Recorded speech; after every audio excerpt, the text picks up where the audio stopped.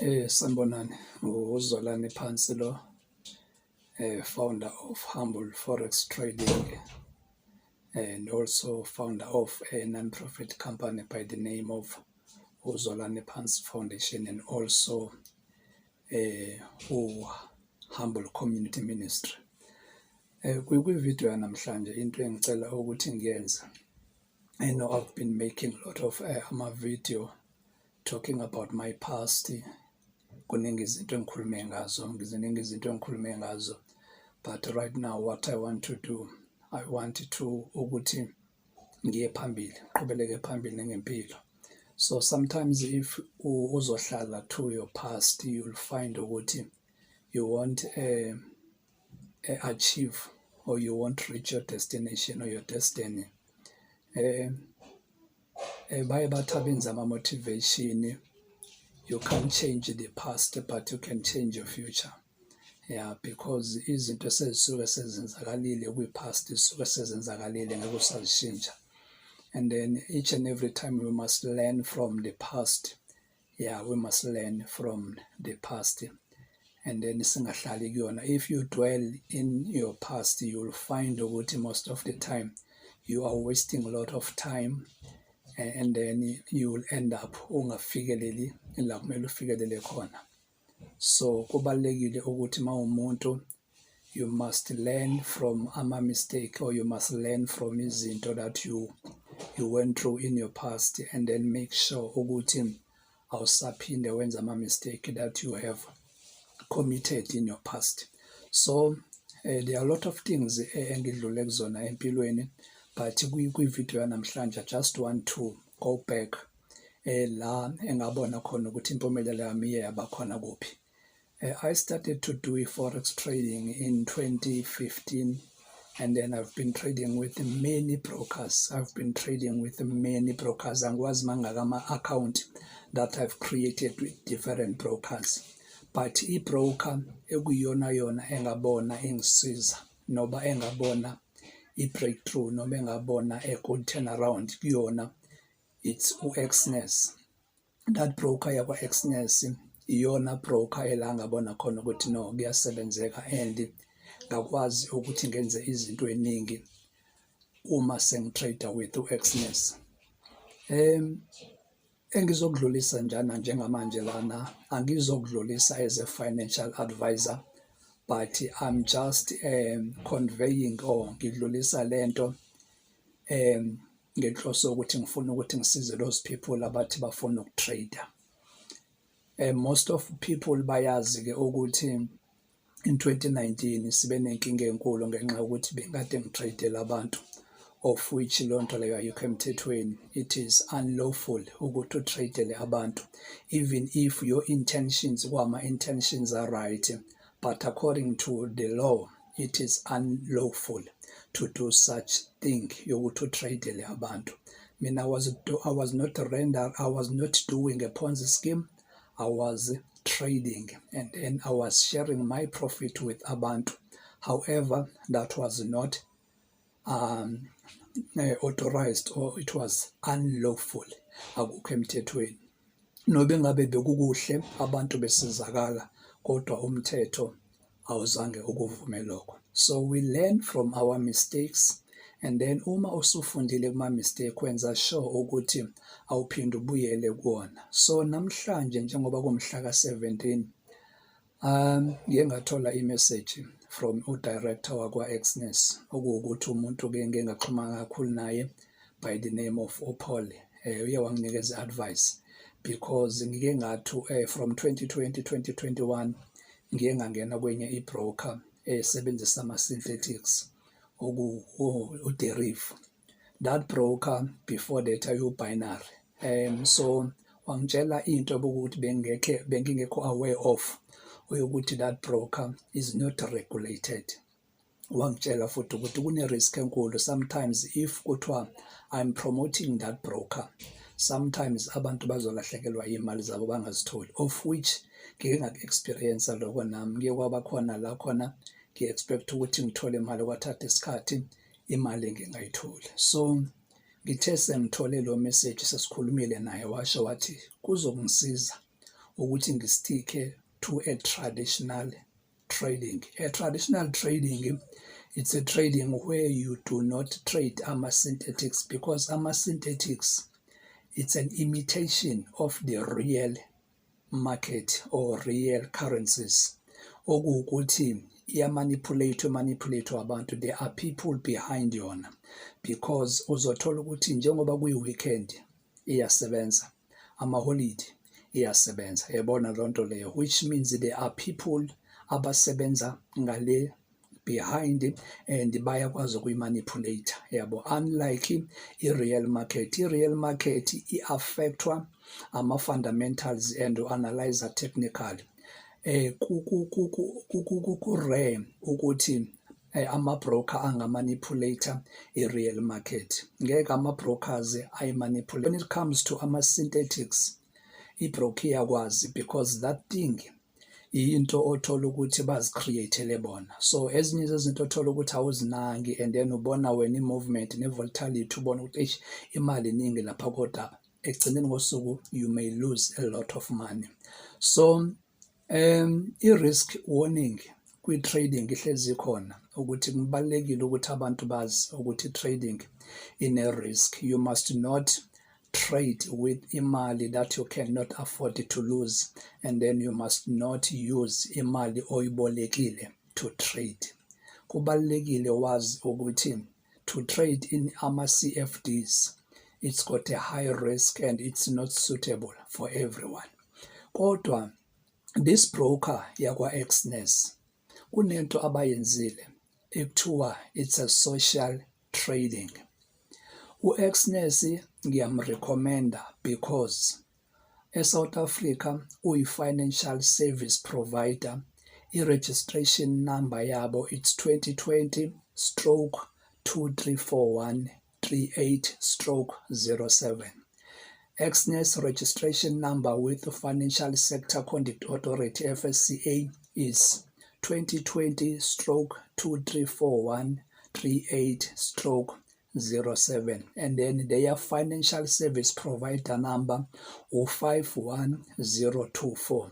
FSP number yakwa Exness 051024. Kubalulekile uma uzo-trade with a broker uyazi ukuthi ingabe ba-regulated yini, ingabe ba-registered, because amanye ama-brokers uthola ukuthi awekho registered, and then uma usuthi wenza ama-withdrawals uthola ukuthi uba nenkinga, imali awusayitholi, and then kube nzima to ukuthi ufake i-complain ngaleyo broker ngoba ayikho regulated. Kodwa uma i-regulated, imetha yakho yakwazi ukuthi usizakale kuyona. So I recommend u-Exness because ngisebenze kakhulu nabo, njengoba ngithi ngisebenze kakhulu nabo. And then u-Exness ngo-2019 I think ngiye ngaba nama-meeting kabini noba kathathu with u-director wakhona asuke from abroad azoba nama-meeting nami. Abantu abangilandelayo-ke bake bawabona-ke iy'thombe, and ngizosifaka isithombe, nasi isithombe la khona nginayo uPaul oku-director wakwa-Exness kwi-region yase-Africa. So this guy uPaul uyena othola ukuthi ubengi-advisor nakwezinye zezinto. Kwenzeka-ke for the past 2 or 3 years ngangabisaxhumana nabo because bengasa-trade. Kodwa njengamanje ngithe no, mangibuyele kwi-trading, inhloso yokubuyela kwi-trading ngifuna ukuthi ngizokhokhela abantu imali zabo, ngiphinde futhi ngisize labo bantu labo abafuna ukutrader. Abantu bangenzi ama-mistake engiwenzile nami ngalesikhathi ngenza njani nge-trade, because kwesinye isikhathi senza ama-mistake ngenxa yokuthi asinalo ulwazi.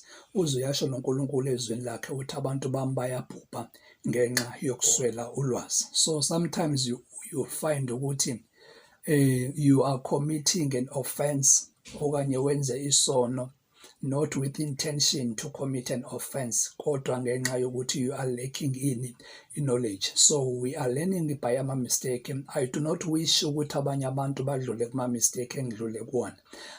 Ngiyafisa ukuthi njengoba mina ngidlule kulama-mistake, abanye abantu bangadluli kuwona, bafunde kuwona, and then benze ongcono noku-right kakhulu, kwenzela ukuthi impilo zabo zibe right. So Ngizokhuluma nje nge-social trading yakwa-Exness. Before ngikhuluma nge-social trading yakwa-Exness, kunento engikhumbulayo ukuthi while I was trading with Exness ngo-2019 and early 2020, kukhona abantu abafaka iy'mali zabo kwenye ye-akhawunti yami yakwa-social trading bangazikhipha. Yabona, if ufake imali kwi-social trading, awuyifaki kuzolani, awuyifaki kumina, but you copy the strategy salo muntu osuke umthembile. Kuba kuwena futhi ukuthi uyayikhipha imali ngesikhathi ofuna ukuyikhipha ngaso. Kodwa kwenzekile kwakhona abantu abafaka imali yabo bangayikhipha, ngazi noba mhlambe babengakwazi ukuthi imali ikhishwa kanjani. So I will try by all means ukuthi ngithole ukuthi ama-emails abo obani, ngoba ngithe uma ngi-check-a kule account esavalwa engingayisebenzisi, ngabona ukuthi kunemali ekhona and kuyavela ukuthi kunabantu abawu-2 ababekade befake imali yabo kwi-social trading and then azange bayikhiphe. So into engizoyenza njengamanje, ngizofaka ividiyo. Le video lena engizoyifaka ividiyo yakwa-Exness la bekhuluma khona ngani, bekhuluma nge-social trading, ukuthi i-social trading usebenza kanjani noba uyenza kanjani. I-social trading awu-trade, kodwa you copy the strategy somuntu. Into owenzakayo, you just open or you create an account with Exness. Uma usu-create an account with Exness, uye kwi-social trading app, uyayi-downloada i-app. Uma ufuna ukuthola i-link izoba khona la kwi-description yami. Ngizofaka i-link yalo la kwi-description. You will just create your account. Uma usu-create i-account, udownload i-app, u-Exness social trading app.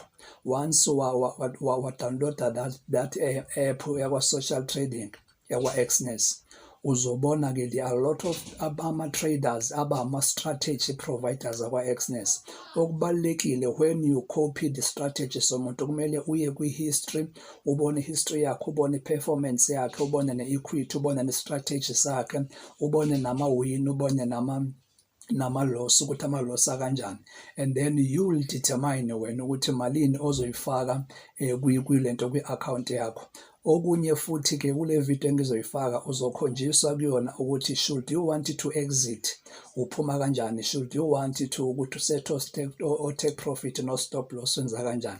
Abanye abantu ama-mistake bekade bewenza ngo-2019 2020, uthola ukuthi uma i-strategy kuthiwa siqala namhlanje kumhla ka-17 siphele ngomhla ka-17 kwinyanga ezayo, like u-30 or 29 days, umuntu nobe se-accumulate i-profit angaphumi, alinde i-strategy ukuze kuphele inyanga. Sometimes umuntu accumulate i-profit ibeningi, emva kaloko uma isiya-dropha futhi aphinde alahlekelwe imali eningi. Uzothola ukuthi kwesinye isikhathi mina as a strategy provider, i-equity yami iphezulu kakhulu. So uma i-equity yami iphezulu kakhulu, kuzokwenzeka uma isaqala mhlambe inyanga noba amaviki wokuqala, uthole ukuthi ama-position ami aba kwi-loss, ngiwaholde, uma isiphinde yabuya imakethe ngenza i-profit eningi. If wena u-investile ufake imali encane, definitely i-equity yakho wena ifuna 100, mina ngifake 1000, if i-loss yami 100, leyo mali yakho izwenza njani, izohamba, yabo. So kubalulekile as a person who will copy a strategy, wazi kahle ukuthi i-risk ratio yakho ithini. If uno-200, at least i-risk ratio yakho mayibe u-10%, maybe uthi I'm willing to lose ubani u-20%, then you lose ubani u-20 US dollars, and then at least ama-positions akho wazi kahle ukuthi 2 winners and then 1 loss. By doing that, you'll be able ukuthi wenze njani, wenze imali eningi. So njengamanje, what I'm going to do, I'm going to add le video yakwa-Exness. Uma sengi-ede le video yakwa-Exness, the next thing engizoyenza futhi ngizokhuluma about those people abafuna ukuzitradela bona, ukuthi uma befuna ukuzitradela eziphi izinto kumele bazenze, kumele benze ngeyiphi indlela. Njengamanje ngicela ukuthi ngixhume le video emfitshane yakwa-Exness ekhombisa abantu ukuthi when you want to invest kwa-Exness under i-social trading wenza kanjani. Ngicela ukuthi ngiyidlale njengamanje, after that ngizobe sengingena sengikhuluma ngani, ngikhuluma with those people abafuna ukuzitradela bona ukuthi eyiphi indlela abazotrade ngayo. Ngicela ukuthi nibukele le video njengamanje. Welcome to Exness Social Trading. In this video, we are going to show you how to open an investment. Once you have logged in to your social trading app, you will see strategies grouped in various categories.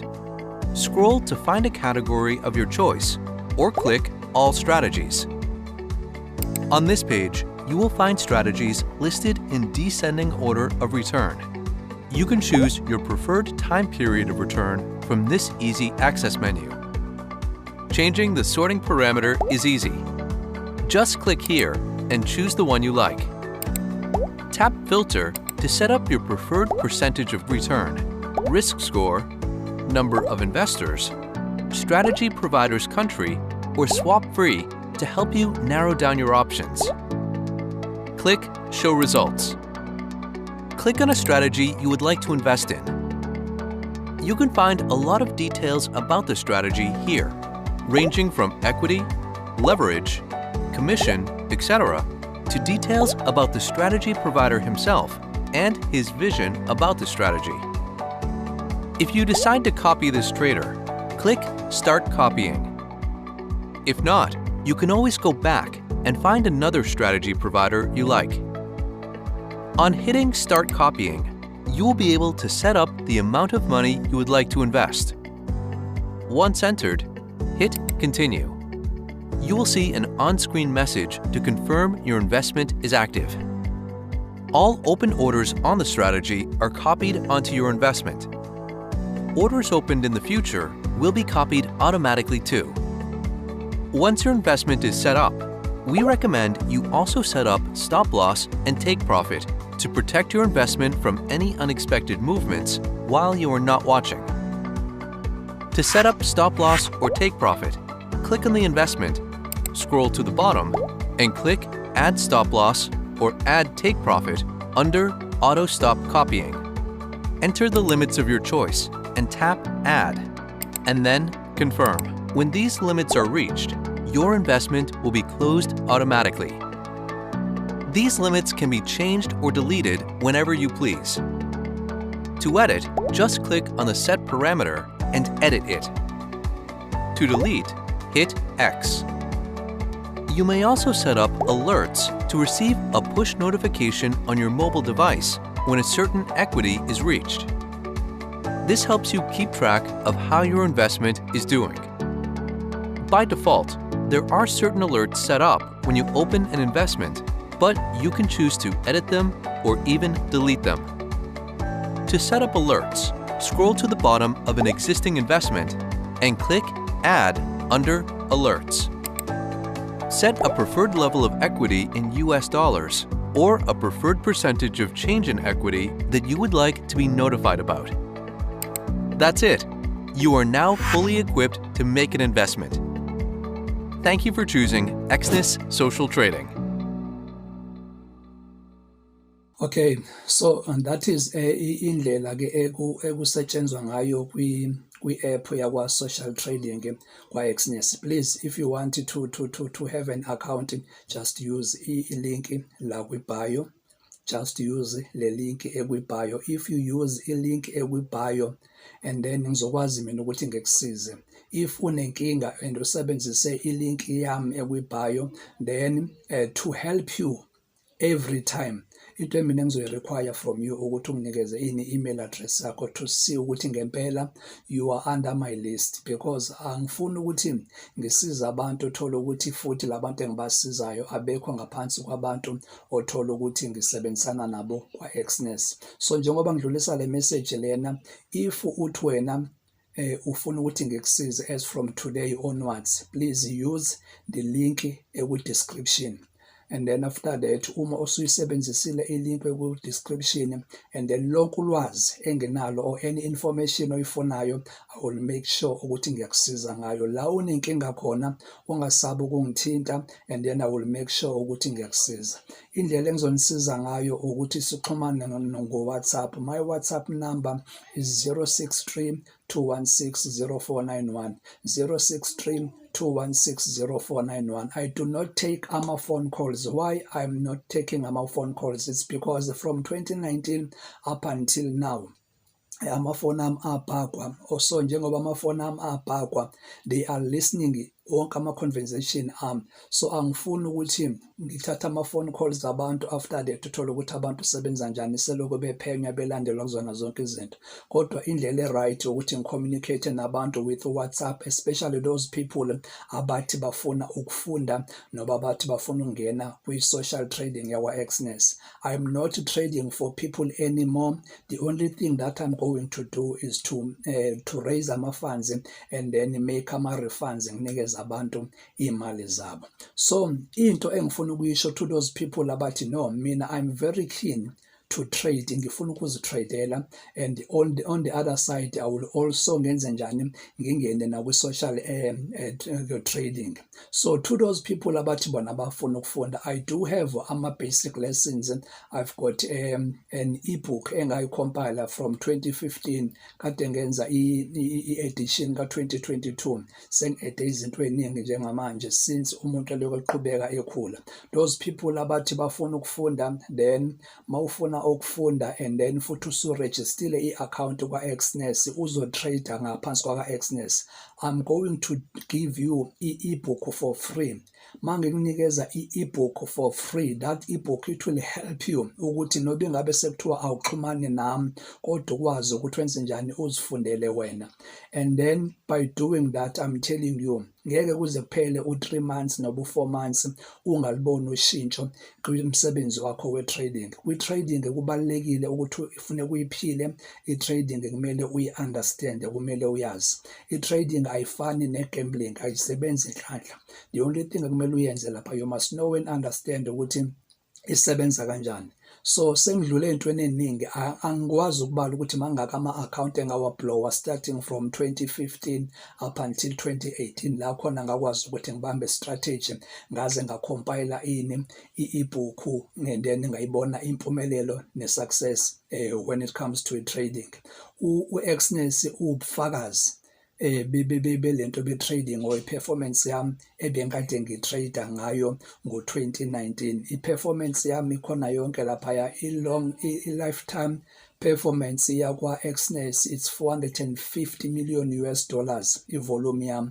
Kuma-trades awu-1,200 and something, awu-100 and something kuphela ama-loss, u-1,000 and something kwama-trades abe successful. So to those people abathi we want to trade, I've got my favorite pairs that I normally prefer, that I normally recommend if you want to trade.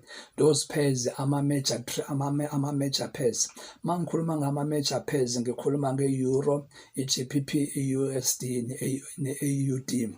Those pairs iwona engiwarecomendayo. Why ngiwarecommenda is because abantu abaningi bafaka imali eningi kulo ma-pairs, and njengoba befaka imali eningi kulo ma-pairs akulula ukuthi angamanipulator. Ayikwazi noba yiphi broker ukuthi ngamanipulator lo ma-pairs, because lo ma-pairs ama-major pairs. Maningi ama-pairs akhona ama-commodities, akhona ama-indexes, kodwa ngifocuse kwini kuma-major pairs. Kuma-major pairs i-Euro, i-GBP, i-USD, Australia. So excuse me, if you are combining your pairs, you must make sure ukuthi you've got one of those ones, Euro, GBP, USD, AUD.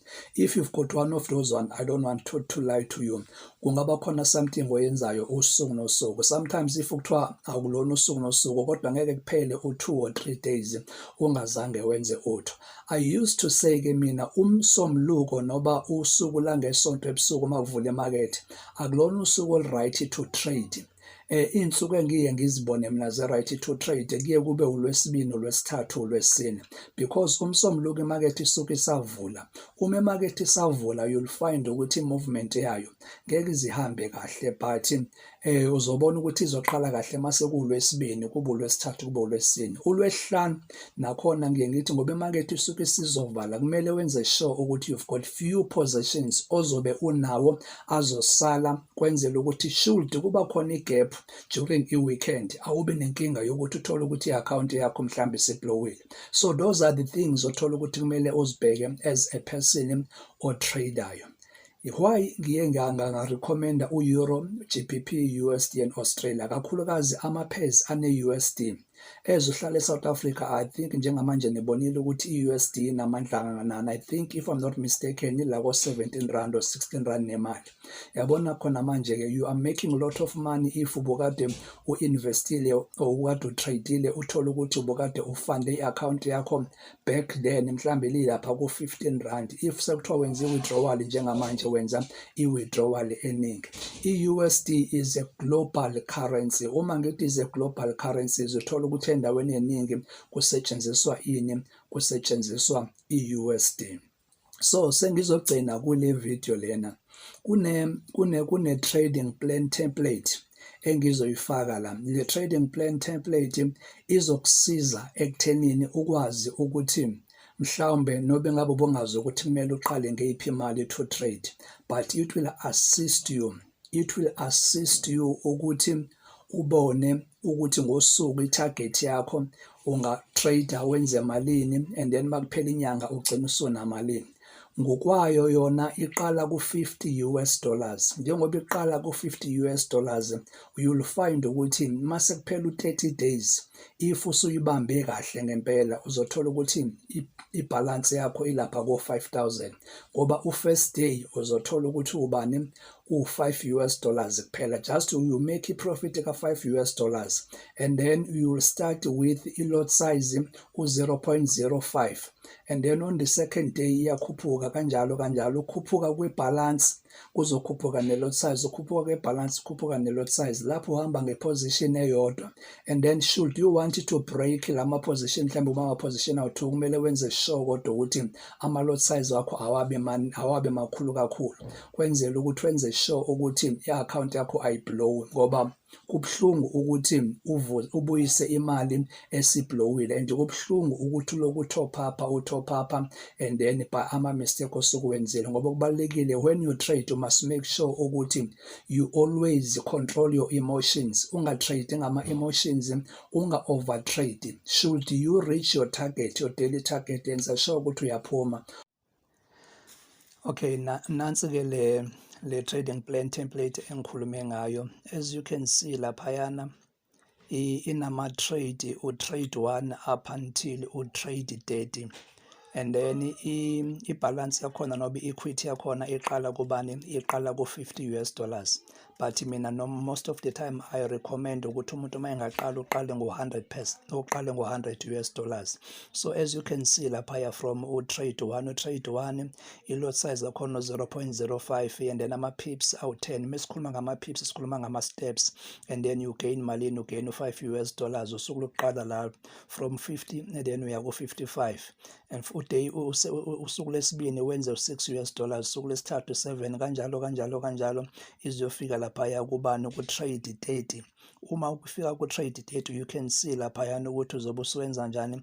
Uzobe lot size sinkulu kakhulu 9.89, ibalance yakho lapho usulapho ku-4,670 and then uthola ukuthi ibalance yakho lapho ngosuku usuwenza 989. Manje 989 uzogcina usuku 5,659. If you convert leyo mali leyo kumarandi ethu imali enkulu kakhulu mali leyo. You can convert uthi 5,659 times 16 or 5,659 times 17. Ila uzobona khona ukuthi in 30 days ingaba imalini osuyenzile noba ongayenza if kuthiwa uzosticka kule trading plan template efakwe la.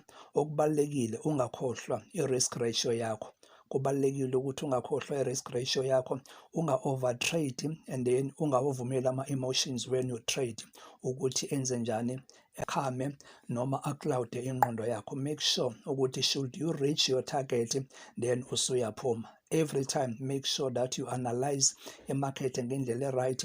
You go to economic calendar, ucheck ama-events akhona ngalolo suku, because if you analyze the market technical kuphinde kube khona ama-fundamentals noba ama-events akhona, kuyakwenzeka kwesinye isikhathi usuyi-analyzile market technical uthola ukuthi i-trend ijikiswa ama-fundamentals, kodwa mangakekho ama-events akhona i-price izihambela normal nje general should kodwa kukhona ama-events ayenza ukuthi kube khona i-volatility kwi-market. So izinto ezibalekile lezo sonke isikhathi kwa-Exness we do have an economic calendar. Kwi-economic calendar bazokhombisa nje usonto lonke ama-events asuke khona. If i-event kwi-event ene-volatility enkulu ubona ngokuthi ibe nama-dot ama-blocks awu-3 are-red, and then if ingekho i-volatility kakhulu iba nobani, iba no-yellow abawu-2, and then uma kuyilento i-volatility encane nje iba no-yellow 1. But once ama-blocks lawa awu-3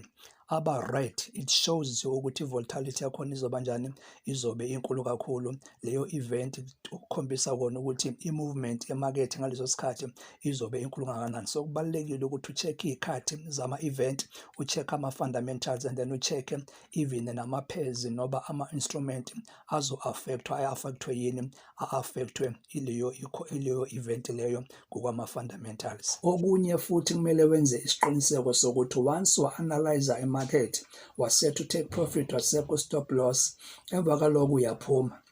Should i-hit target i-position yakho, then usuyazi kahle ukuthi usu-right. Ungahlali usuku lonke ujamelene ne-screen, because by doing that uzovumela ama-emotions. Once wavumela ama-emotions, you will find ukuthi ama-setup obokade wenzile when you start be-right, but manje wavumela ama-emotions akutshele otherwise, ugcina usu-editha ini ama-trades akho. Once wa-editha ama-trades akho uthola ukuthi manje usuwenza ama-mistakes. So those are the things othola ukuthi zibalulekile. Once you set ama-positions akho, you set your TP, you set your stop loss, and then uqhubeke nezinye zezinto. If you are scalping, then you know ukuthi okay, when I'm scalping ngiscalp ama-hour mangaka. If you are doing ama-long term, so analyze ngoba into ebalulekile when you trade kufuneke wenze i-top down analysis. I-top down analysis starting from ama-high time frame, or 1 day, or 4 hours, or 1 hour, 30 minutes, 15 minutes, 5 minutes, and then 1 hour. So if you are analyzing i-top down analysis, iyakusiza ekuthenini when you start your day, you go to 1 day, you analyze the market technically go 1 day, and then you check ukuthi okay, trend yenza njani. You spot the trend, because the golden rule is you trade with the trend, you do not trade against the trend. If the trend is a downtrend, you know that you sell. If the trade is an uptrend, you know that you buy. If it's ranging, you do not open any position, but you wait for a confirmation. Should the market break that consolidation zone, then you know what to do. So those things izinto kumele uzibheke. You check ama-indicators, you check ama-reversal patterns, you check ama-candle akho, zonke lezo zinto. You check your support, you check your resistance, and then if wenza zonke lezo zinto lezo, then you'll be able ukuthi ukwazi ukuthi wenze i-profit usuku nosuku. So those are the things othola ukuthi kumele ukuthi each and every time izinto ozibhekayo as a forex trader. Ziningi izinto ezifundwayo, ziningi izinto abantu abazozithola if bezongilandela, and then sengibanikeze i-ebook. I-ebook yami, I think it's about 56 or 57 pages, and then inama-chapters amaningi kakhulu. So if umuntu ozimisele ngo-trading, I don't want to lie, kuyaphileka kodwa into ebalulekile, this is not a gambling, and akuyona into ukuthi uzotrade namhlanje and then wenze ama-1,000 nama-million namhlanje. Kuzothatha isikhathi ukuthi wenze njalo. You are able to make a lot of money if i-equity yakho inkulu, but if i-equity yakho incane kufuneka i-account uyikhulise kancane, eventually you'll be able ukuthi wenze njani, wenze imali eningi. So ngiyacela, if uthi wena you are keen to trade with social trading, just use this link ela ku-description, and then uma usuqedile usurejistile i-account yakho ufuna olunye usizo, you may send me an email, zolaniphantsi@gmail.com, or else you can send me a WhatsApp message. When you send me an WhatsApp message, you'll state ukuthi you've created an account with Exness, and then unginikeza your email address. Then I will communicate with my managers or abantu engisebenza nabo kwa-Exness, because I'm a partner with Exness, to confirm ukuthi indeed uya-appearisha yini kwi-list yabantu bami. If beconfirmile bathi yes, uya-appearisha kwi-list yami, then from there I will be able to assist you. kodwa uma ungaveli kwi-list yami, then I will require from them ukuthi okay, if this person engaveli kumina efuna ukuvela kumina, eziphi izinto ekumele azenze, then bazobe sebengi-advise ukuthi ngenze njani. But abantu engizobasiza, I will help those people abangaphansi kwe-list yami. Abantu uma ngibafundisa ngizobafundisa mahhala. I will not charge abantu ngokuthi ngibafundise. Yonke into engizoyenza ngizobafundisa mahhala, but abantu abazothola usizo mahhala, it will be those people abazobe benama-account abo with u-Exness. As I stated earlier, ukuthi u-Exness is a registered financial service provider with u-FSCA. Their registration number is 2020-234-138-07, and then their FSP number is 51024. Their FSP number is 51024. So kubalekile njengamanje ukuthi masenzeni izinto ngendlela right, konke sikwenzayo sazi kahle ukuthi ku-regulated. Ngifunde kabuhlungu, and then njengoba ngifunde kabuhlungu, I do not wish ukuthi abanye abantu badlule ebuhlungwini okanye badlule kuma-mistake engiwenzile nami. Kodwa kubalekile njengamanje ukuthi abantu benze njani, ba-recover kuzona zonke izinto. Njengamanje into engiyikhulekelayo ukuthi uNkulunkulu anginikeze amandla, ngikwazi nami ukuthi ngikhuphula ama-funds, ngikwazi ukuthi ngenze ama-arrangement, ngenze ama-plans, abantu babuyelwe iy'mali zabo, siqhubeleke siye phambili ngempilo. Okubalulekile njengamanje ukuthi sisebenze. Iyodwa indlela ezosisiza ezabantu eSouth Africa ukuthi sisebenzise ama-skills esinawo, ukuthi senze sure ukuthi we know and understand ukuthi iphi enye indlela esingenza ngayo to make money than ukuthi uthathe imali uyibeke ebhenki. Uma ubeka imali ebhenki awuyitholi imali more than 10% nobu 20%. It's only 6% abanginikeza wona ebhenki. Yet bona they are hedging with trading market. When they are hedging, they are making a lot of money ngemali yakho. Kodwa manje if wena uzongena ko-Exness kwi-social trading ufunde futhi to trade, then uzokwazi ukuthi ube ne-target yakho, ube ne-trading plan, wenze zonke izinto, uplane kahle ukuthi okay, uma ngifuna ukuthi ngenze imali engaka njengoba ngisebenza, eyiphi imali engakwazi ukuthi ngikhulise ngayo imali yami, gcine sengifikelele ekuthenini ngikwazi ukuthi ngakhe umuzi, ngikwazi ukuthenga imoto, ngikwazi ukufundisa ingane, ngikwazi ukuthi ekhaya silala singadleli. Ziningi indlela ongakwazi ukuzisebenzisa kuyindlela ezi-right, and lezo ndlela lezo zisemthethweni. So njengamanje ngithi mangidlulise lokhu, should you want anything related with u-Exness and unga-understand kahle, please ngicela nje ukuthi ungithinte and then I will assist you. Those people abazobe bebuza izinto zemali ezango-2019, ngihlezi ngikusho lokho, I will make by ama-means ukuthi eventually ngicine sengikwenzile ama-refunds. Right now I do not have an access kuma-funds afrizwa ngo-2019, and ziningi izinto thola ukuthi ziyangivimba ukuthi ngenze njani ngifikelele lapho. Ngeke ngisakhuluma kakhulu ngazo, kodwa engizokwenza nengikushilo futhi kuma-previous videos wami ukuthi as long as ngisaphila, I will make sure ukuthi those people abangithemba ngey'mali zabo, I will refund them imali zabo. When I refund people imali zabo, I will refund the initial funds abazifaka, because that 100% engangibathembisa wona awuvumelekile. If umuntu efuna ukuthi enze 100%, uzokwenza 100% ngokuthi azitradele or ngokuthi aze angene kubani ku-social trading, then whatever money azobe yenzile lapho uzobe nokhiya ukuthi enze njani, ayithathe imali noma iyeke, kodwa yonke into azobe yenza uzobe ne-account yakhe. Ngiyabonga kakhulu.